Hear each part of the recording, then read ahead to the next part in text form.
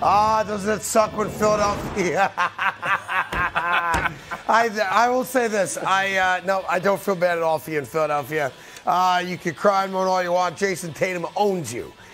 Jason Tatum owns the Philadelphia 76ers. He owns Joel Embiid. Matter of fact, that's the MVP, not Joel Embiid. Joel Embiid might be the worst MVP of all time in the history of the NBA. And I'll tell you something else. As you see the most points scored in the history of a Game 7, the only reason I don't like that stat is that there's some guys who didn't need a lot of Game 7s, so didn't have a lot of Game 7 opportunities. Michael Jordan's one of those guys. But anyhow, Jason Tatum, 51 yesterday. Yes. Dominating performance. Had a great fourth quarter in the close game in Philly. And bottom line is this. If you do not defend home turf in an elimination game, why? That's it. Yep. Right? You can't expect to then go on the road and win a big elimination game on the road either. This is all on Philadelphia, all on Joel Embiid. And bottom line is this. And it's just my gut. He cared more about winning the MVP than he did about winning an NBA championship. He did. Yeah. That was more about, I got my trophy, I'm the MVP. If I win a championship, that's gravy. But I got the hardware I wanted, and that's the MVP. I disagree and that's with the you. problem with pro athletes today. Oh, really? We live in a me universe.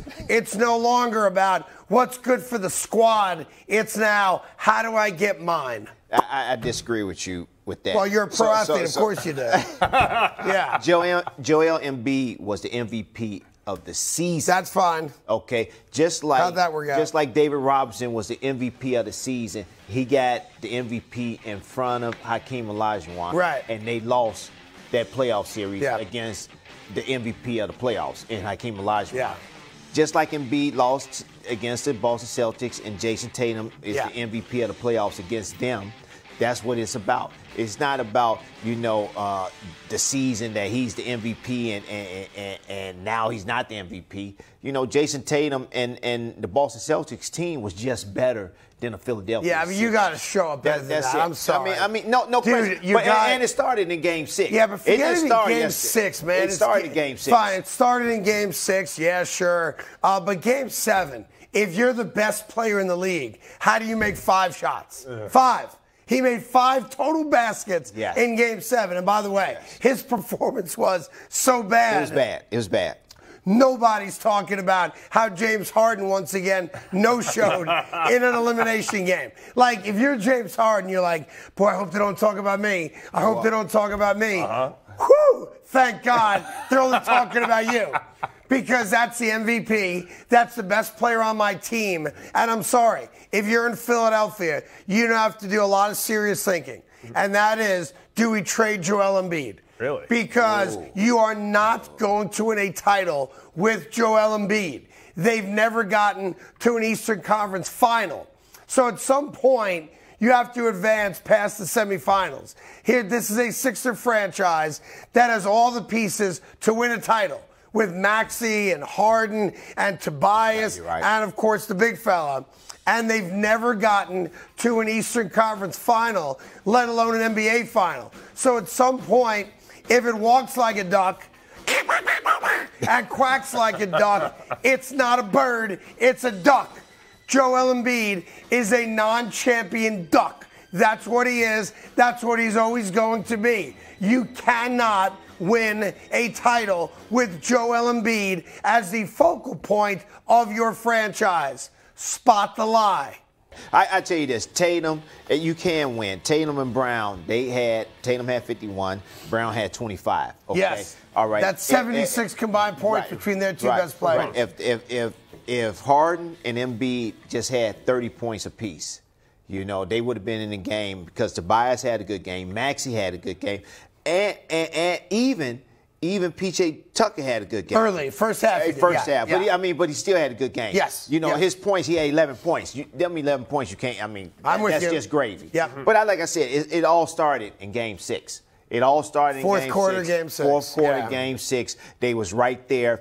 They even had a chance to cut the lead down when they was down 6. And Joel Embiid, he discussed it or whatever. He walking. He's not really engaged. His body language was different. And, here's video. They shoot, they miss. Look at him. He just walking down. He just walking back. Yeah. Like, where's the urgency? You're only down 5 right now. This is game 6. Game 6. Down 5, 89-84, fourth quarter. In the fourth quarter. And Tatum hits a 3 there to put a dagger in their hearts, if I'm not mistaken. He did. Yeah. Yes, he did. Right All there. Right, so here's that's the body language. When your teammates see you like that, that means that hurts them too. And your leader can't be that way. Your leader got to come in and say, "Hey, all right, let's get a stop. Let's get a stop." Instead of him just walking down the court just disgusted. I'll tell you the other thing. And he didn't shoot the ball for 4 minutes in that game. Game 6. The last 4 minutes, he did not shoot the ball. Right, in a close game. In a close game. He did not demand the ball. He did not go over there and say, look, Harden, give me the ball, run a play for me. Y'all come to me every time, and we got to win this game. He didn't have no sense of urgency as MVP and as a leader. Well, maybe, like you said, everyone else needs to get better. He's just fine. Of course. I don't know. He's got his MVP trophy. I'm sure he's already got it displayed over the fireplace in his $1 million mansion. I would say this to you. Here's another aspect of Joel Embiid that's got to bother you if you're a Sixer fan. And I watched every second of these playoffs. He got dominated by Al Horford. Al Horford defensively owns Joel Embiid, right? I agree with you. Al Horford, who, again, it's like you only respect his game in the playoffs because nobody thinks about him during the regular season unless you're a Celtic fan that watches every Celtic game because it's all about Tatum and Brown, right? But defensively, Al Horford gives Joel Embiid fits. And he's half the player overall that Joel Embiid is. But for whatever reason, Joel Embiid cannot figure out how to score against Al Horford. I give him a lot of credit.